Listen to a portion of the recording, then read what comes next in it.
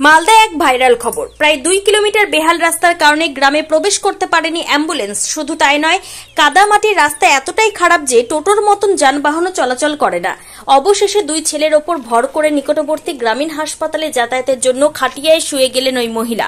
রীতিমতো খাটিয়ার সঙ্গে বাঁশের সাথে দড়ি বেঁধে দোলনার মতন তৈরি করে মধ্যবয়স্ক ওই মহিলাকে বেহাল রাস্তা দিয়ে নিয়ে যাওয়ার এমন একটা ভিডিও ভাইরাল হয়। শনিবার এই ঘটনা প্রকাশ্যে আসতে রীতিমতো শোরগোল পড়ে গিয়েছে। প্রশ্ন উঠেছে, রাজ্য সরকার যেখানে পথশ্রী প্রকল্পের মাধ্যমে সমস্ত এলাকায় রাস্তা সংস্কার এবং নতুন করে তৈরির নির্দেশ দিয়েছে, তার ঠিক উল্টো দিকেই আদিবাসী অধ্যুষিত হবিবপুর ব্লকের শ্রীরামপুর গ্রাম পঞ্চায়েতের রঞ্জিতপুর এলাকার বেহাল রাস্তার দৃশ্য সোশ্যাল মিডিয়ায় ইতিমধ্যে ভাইরাল হয়ে গিয়েছে। বিশ্বজিৎ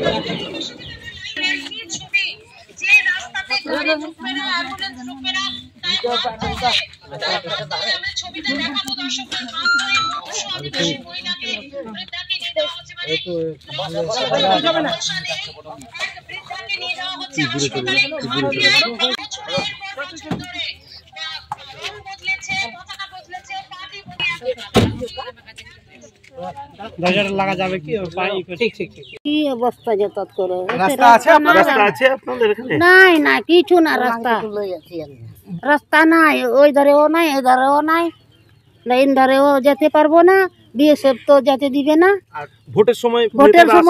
ভোটের সময় সব নেতা আসবে, এই দিদি আমাকে দে, আমার রাস্তা নাই, হ্যাঁ দিয়ে দিব, রাস্তা করে দিব, জল নাই, জলও দিব, সব দিব।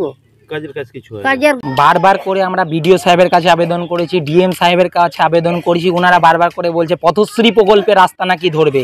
তো পথশ্রী প্রকল্পের রাস্তা এখানকার তৃণমূল পরিচালিত গ্রাম পঞ্চায়েত, এখানে বলছে যে ছোট রাস্তা হবে না, তাহলে পথশ্রী প্রকল্পের আন্ডারে হবে। পথশ্রী প্রকল্পের আন্ডারে আজকে মানে জবে থেকে জিতেছি তার আগে থেকে শুনছি পথশ্রী প্রকল্প হবে, বারবার করছে। ডিএম সাহেবের কাছে আবেদন করছি, বিডিও সাহেবের কাছে আবেদন করছি, কিন্তু তারা রাস্তা করছে না, ধরছে না।